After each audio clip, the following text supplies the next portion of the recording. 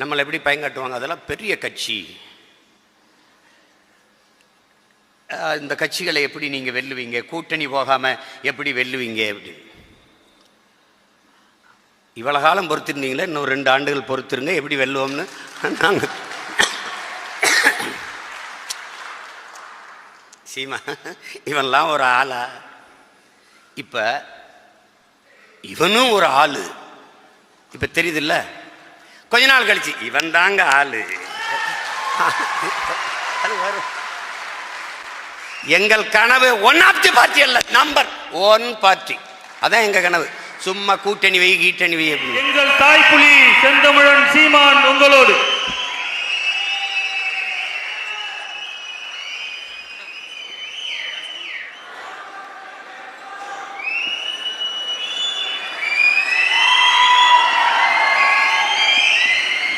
என்னுடைய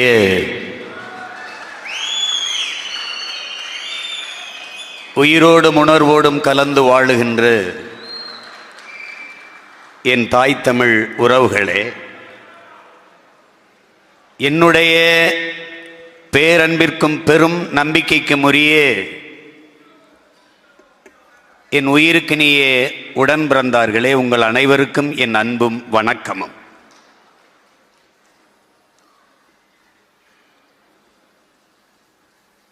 இந்த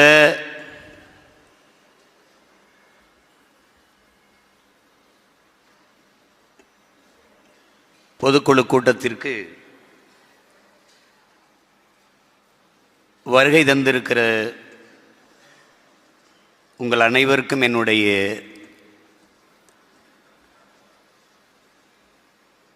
நன்றி.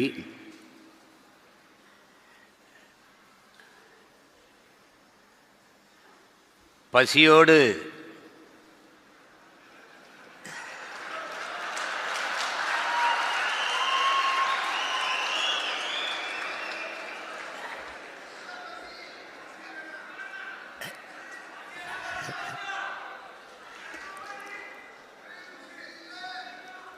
நாம் பசித்து இருக்க வேண்டும். ஏனென்றால் உண்டு விட்டால் உறங்கி விடுவோம், அதற்காகவாவது நாம் பசித்திருக்க வேண்டும். நாம் இப்போது பசித்திருப்பது என் தங்கைகளே, தம்பிகளே, பேரன்பு மிக்க பெற்றோர்களே, ஆன்றோர்களே, சான்றோர்களே, நிரந்தரமாக நம் இன மக்களின் பசியை போக்குவதற்கென்பதை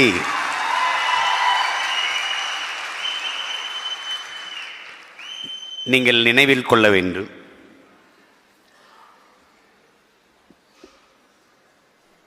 இங்கே முன்ன எப்போதும் இல்லாது புதிதாக ஒன்றை நீங்கள் பார்ப்பீர்கள். இந்த படம் அதற்கு முன்பு 3 சொம்பு, இது திராவிட செம்பு இல்லை,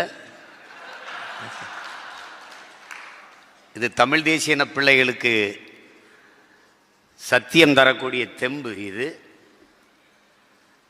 மேலே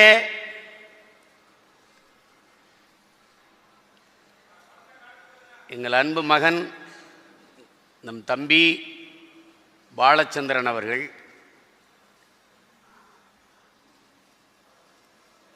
எப்படி இருந்தவன் சிங்கள இராணுவ பிடியில் சிக்கவில்லை, சிக்க வைக்கப்பட்டான்.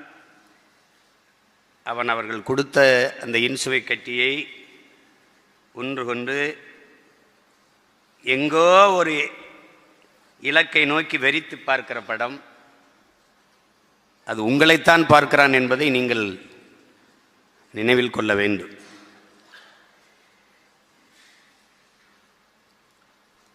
இறுதியாக அவன் நெஞ்சிலே 5 குண்டுகள், ஒரு குண்டிலே அவன் இறந்து விடுவான்.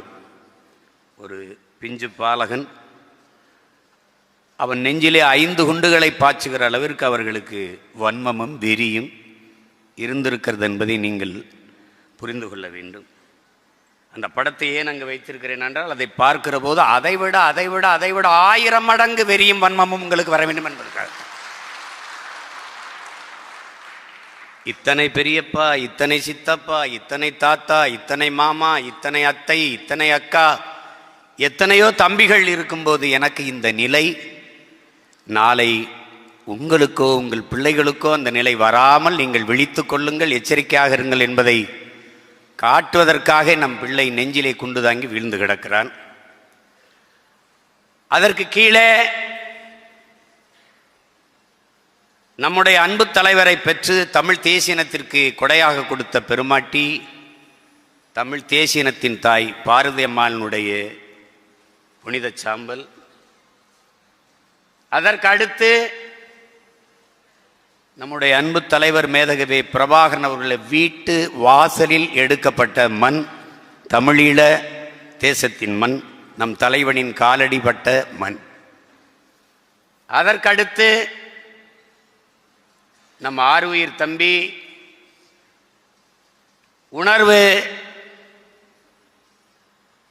இன உணர்வு, மான உணர்வுமற்று மதுக்கடைகளிலும் திரையரங்குகளிலும் கூடி நின்ற தமிழீழம் தலைமுறையினரை இன விடுதலையின் பக்கம் திருப்ப தன் உடம்பிலே நெருப்பை கொட்டி உணர்வு சூடேற்றிய புரட்சியாளன் தம்பி முத்துக்குமார் அவர்களுடைய புனித சாம்பல். இது இரண்டையும் கரைத்து விடத்தான் என்னிடத்தில் கொடுத்தார்கள். நம் இலக்கை தொடும் வரை இது என்னிடத்திலே பத்திரமாக இருக்க வேண்டும் என்பதற்காகவே என்னுடைய வழிபாட்டறையில் வைத்திருந்தேன். இன்று உங்களுக்கு முன்பு வைத்திருக்கிறேன். இந்த சாம்பலின் மீதும் தம்பியின் படத்தின் மீதும் நீங்கள் ஒவ்வொருவரும் உறுதியேற்று செல்ல வேண்டும் என்பதற்காகத்தான் இதை இங்கே வைத்திருக்கிறது. இங்கே பல பேருக்கு பொதுக்குழுவுக்கு அழைப்பு வந்திருக்காது. அது வேண்டுமென்று யாரும் செய்திருக்க மாட்டார்கள். திடீரென்று டிசம்பர் மாதத்திலே நாம் நடத்தியிருக்க வேண்டிய பொதுக்குழு கூட்டம், உங்களுக்கு தெரியும், பெரும் மழை வெள்ளம் சிக்குண்ட நம் மக்களுக்கு உதவுவதற்காக சென்னையிலே தூத்துக்குடியிலே பல நாட்களை செலவிட்டோம். தேர்தல் ஆணையத்திலே வேண்டுகோள் விடுத்து 2 வாரங்கள் அவகாசம் கொடுங்கள், பிறகு நாங்கள் நடத்துகிறோம் என்று இன்றைக்கு நடத்தி கொண்டிருக்கிறோம். இங்கே பேசிய எனது தம்பிகள் எல்லாம் சொன்னார்கள், சில பேர் அண்ணனுக்கு அது தெரியாமல் போயிடுமோ, நாம் வேலை செய்வது அது தெரியாமல் போயிடுமோ. நீங்கள் யாரும் கருத வேண்டாம். நான் ஒரு வேளாண் குடிமகன்.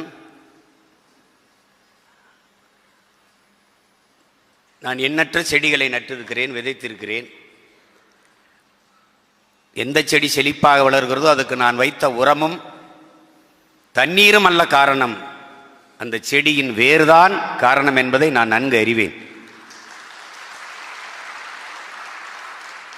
என்னை பார்க்கிறீர்கள், என் முகம் உங்களுக்கு தெரிகிறது, என் கை கால்களெல்லாம் உங்களுக்கு தெரிகிறது, என் உடல் தெரிகிறது. என்னை முழுமையாக இயக்கி கொண்டிருக்கிற என் மூளையும் இதயமும் உங்களுக்கு தெரியாது. அதுபோல இந்த புரட்சிகர அரசியல் இயக்கத்தை இயக்குபவர்கள் யார் என்பது எனக்கு தெரியும். என் மூளையும் இதயமும் யார் என்பதும் எனக்கு தெரியும்.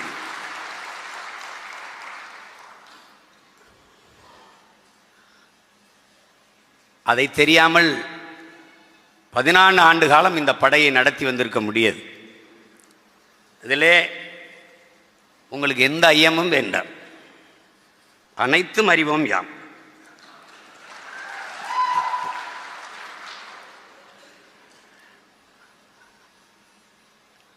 அதனால் அழைப்பு வந்தவர்கள்தான் கட்சிக்கு முக்கியமானவர்கள், அழைப்பு வராதவர்களாம் வேண்டாதவர்கள் என்ற எண்ணத்தை வீசிவிடுங்கள். அதல்ல. இப்போது இங்கே பேசிய நம் தம்பிகளெல்லாம் குறிப்பிட்டார்கள். நம்மை விமர்சிப்பவர்கள், ஏசுபவர்கள், பேசுபவர்களுக்கெல்லாம் நீங்கள் அதிக முக்கியத்துவம் கொடுக்க வேண்டிய அவசியமில்லை. விமர்சனங்களை தாங்க முடியாதவன் விரும்பியதை அடைய முடியாது. அவதூறுகளை கடந்து செல்ல முடியாதவன் அற்ப வெற்றியை கூட தொட முடியாது. இது தத்துவ நிலைப்பாடு, கோட்பாடு. இவ்வளவுதான்.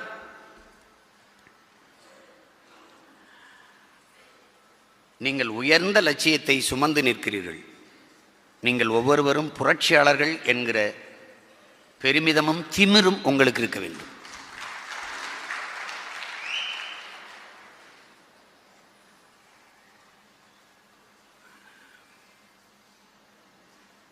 இது பொதுக்குழு கூட்டம். சாதாரண பொதுக்குழு கூட்டம் என்றால் நேரத்துக்கு முடிச்சுட்டு போய் சாப்பிடலாம். ஆனால் நாம் நிற்பது பொதுக்குழு அல்ல, போர்க்களம். போர்க்களத்தில் சண்டை செய்து கொண்டிருப்பவன் அப்பா ரொம்ப பசிக்குது, ஒரு 5 நிமிஷம் போறேன், நிறுத்தி சாப்பிட்டு வரேன் என்று சொல்ல முடியாது. அப்படி சொல்ல முடியாது. அது மரபும் இல்லை, அதுக்கு நியதியும் இல்லை, வாய்ப்பும் இல்லை. அதனால இங்கே பேசிய எல்லோரும் சுருக்கமாக பேசினாலும் செறிவாக கருத்துக்களை பதிவு செய்தார்கள். அனுமதித்தால் இன்னும் 100 பேருக்கு மேலே பேசுவதற்கு தகுதியான ஆற்றலாளர்கள் நம்மிடத்தில் இருக்கிறார்கள்.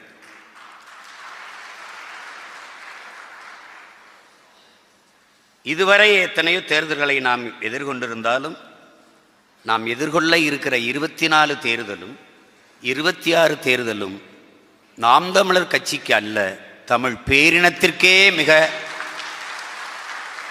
முதன்மையான அவசியமான ஒரு தேர்தல். கட்சி தொடங்கிய காலத்திலிருந்து உங்களுக்கு முன்பு வைக்கப்பட்டதுதான். ஒருவர் 10ஆவும் 10 100ஆவும் பகைவர் நடுங்கும் படையாவும், கிளைகள் இல்லாத கிராமங்கள் இல்லை என்ற நிலையை உருவாக்குவோம். படையை பெருக்கு, தடையை நொறுக்கு, இனத்தின் விடுதலையே இறுதி இலக்கு. இதெல்லாம் முன்பே வைக்கப்பட்ட முழக்கம்தான். ஆனால் அதை செயலாக்கம் பெறுவதற்கு இவ்வளவு தாமதமாகிறது. அது பெரிய ஒரு வேலையெல்லாம் இல்லை, பெரிய வேலையெல்லாம் இல்லை. ஒரு சின்ன ஒரு இதுதான். நான் கட்சியில் இருக்கேன், மகிழ்ச்சி. என்னால் எத்தனை பேர் கட்சியில் இருக்கிறார்கள், அது வளர்ச்சி. இவ்வளவுதான்.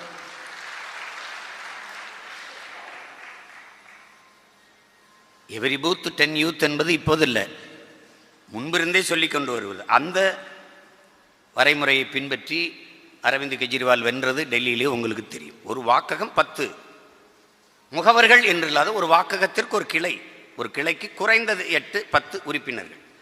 ஒருவர் அவர் இன்னொருவரை இணைப்பது, அந்த ஒருவர் இன்னொருவரை இணைப்பது, அந்த ஒருவர் இன்னொருவரை இணைப்பது. எத்தனை ஆயிரம் பேரை இணைத்திருக்கலாம். ஆனால் நாம் அதை செய்யவில்லை. ஆனால் இனி செய்யாமல் இருந்தால் நான் அதை விடப்போவதில்லை. நீங்கள் செய்துதான் ஆக வேண்டும். இதுவரை நீங்கள் அமைப்பை கட்டளை, இனி உறுதியாக கட்டுகிறீர்கள். இது அண்ணனின் கட்டளை. அவரவர் வாழ்விடங்களை நாம் தமிழர் கட்சியின் கோட்டையாக மாற்றுங்கள். இந்த கோட்டையை தொடுவது ரொம்ப எளிது.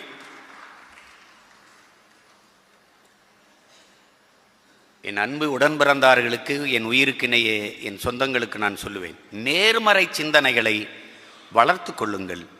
உங்களின் ஆற்றலை விட 2 மடங்கு ஆற்றலை இதை பெருக்கித் தருங்கிறார்.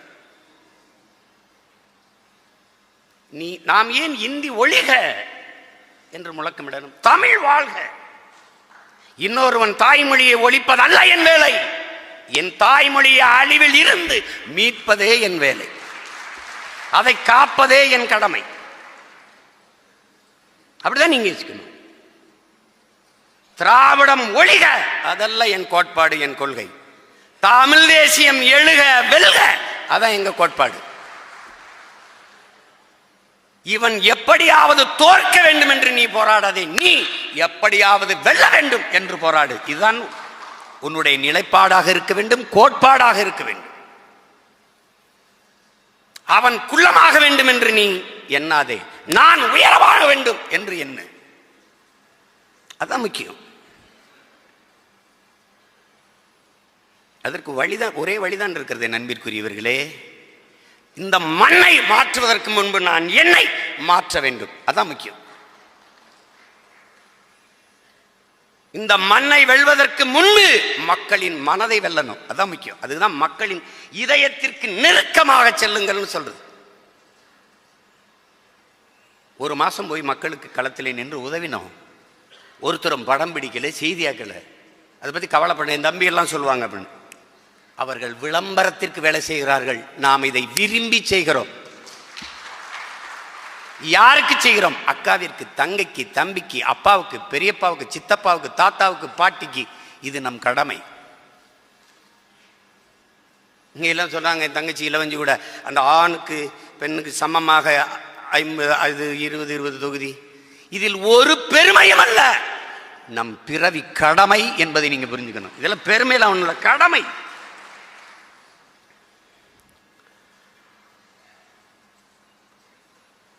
அதன் வழியிலே